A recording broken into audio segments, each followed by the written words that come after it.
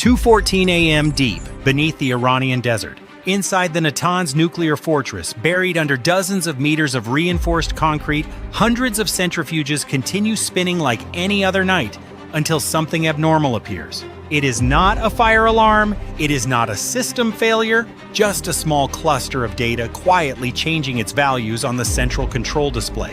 No explosions, no missiles, no aircraft entering Iranian airspace, yet Tehran's radar still reports the entire sky as completely clear.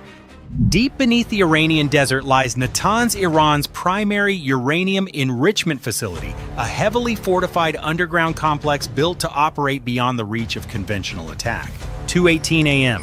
Iranian radar detects a faint anomaly at the edge of the Persian Gulf. Not a clear target, not an official intrusion, just a weak electronic signal flickering in and out of detection.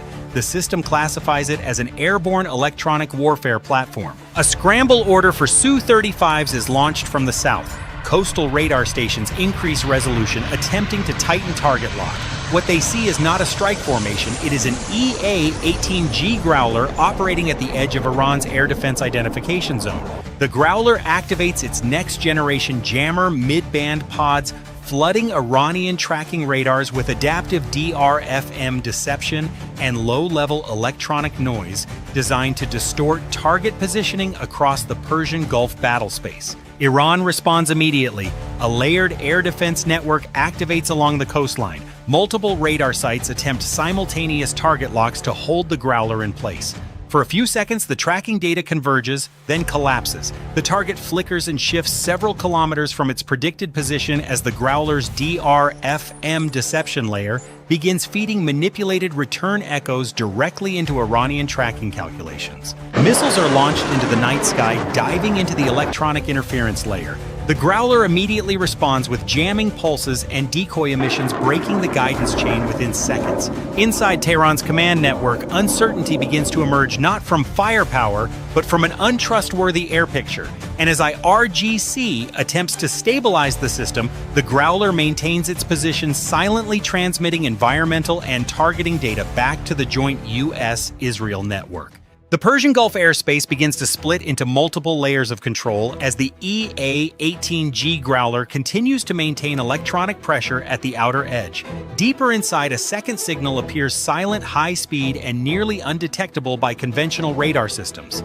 The F-35I Adir penetrates the airspace, appearing not as a solid target, but as faint flickering ghost signatures on Iran's radar screens. As multiple radar nodes cross-check the data, Iran confirms this is a coordinated penetration from the US-Israel network. The F-35I immediately transitions into strike operations, synchronizing targeting data with the Growler through the joint US-Israel battlespace network. The objective shifts from reconnaissance to direct pressure on the Coastal Air Defense Command Center. 2:27 a.m. Realizing that ground-based radars have been heavily jammed, Iranian command orders the Su-35S squadron to switch to passive hunting mode. The Su-35S pilots immediately shut down their active radars completely to vanish into the night, attempting to track the F-35Y using their optical infrared sensors via the engine's thermal signature.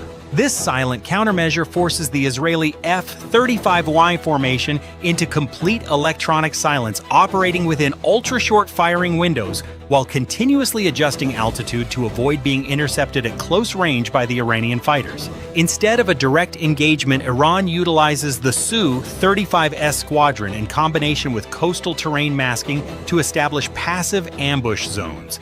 At the same time, multiple ADM-160MALDJ decoys, launched by the US-Israeli formation, begin saturating the battlespace with phantom radar and thermal signatures, forcing the Su-35S pilots and the air defense network into a dense maze of overlapping false targets. Israel carries out precision strikes on confirmed targets. However, as the munitions descend, Iran's passive systems adjust the guidance environment, deflecting the signals just enough to break final accuracy.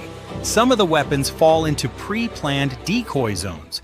2:35 a.m., while the skies over the Persian Gulf are still dominated by electronic warfare from the Growler and the precision strike pressure of the F-35I formation, a third operational layer begins to open far away from the visible battlespace.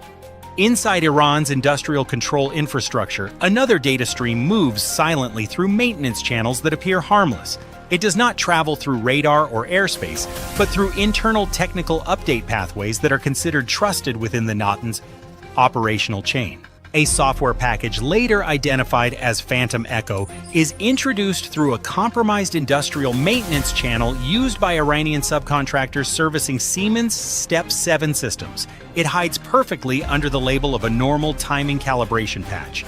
No warning systems inside this isolated fortress are triggered, but the moment it reaches